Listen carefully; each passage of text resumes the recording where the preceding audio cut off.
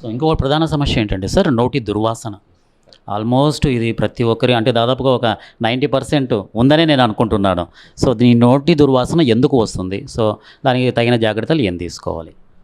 ఇందాక చెప్పినట్టు నోటి దుర్వాసన అనేది మెయిన్గా మనకి పళ్ళ చిగుళ్ళ వలన కానీ, సరిగా హైజీన్ మెయింటైన్ చేయకపోవటం వల్ల కానీ, లేదా రెగ్యులర్గా కొంతమందిలో టాన్సిలైటిస్ అనేది రెగ్యులర్గా ఎక్కువ ఇన్ఫెక్షన్స్ వస్తుంటాయన్నమాట. అలాంటి వాళ్ళలో కూడా ఈ దుర్వాసన అది రెగ్యులర్ ప్రాబ్లం అన్నమాట.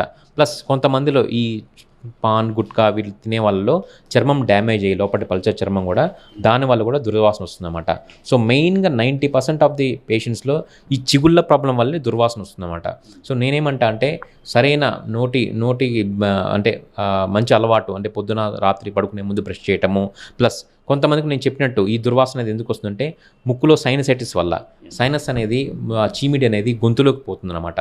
ఆ పోవటం వల్ల ఏమవుతుందంటే సరిగా గాలాడక ఆ చీమిడి గొంతులో పోవటం వల్ల కూడా ఈ దుర్వాసన అనేది వస్తుంది. సో వాళ్ళకు కూడా సైనసైటిస్ సంబంధించిన ట్రీట్మెంట్ తీసుకుంటే దుర్వాసన తగ్గుతుంది. ఒకవేళ చిగుళ్ళలో ప్రాబ్లం ఉంటే చిగుళ్ళకు సంబంధించిన ట్రీట్మెంట్ తీసుకుంటే తగ్గుతుందన్నమాట.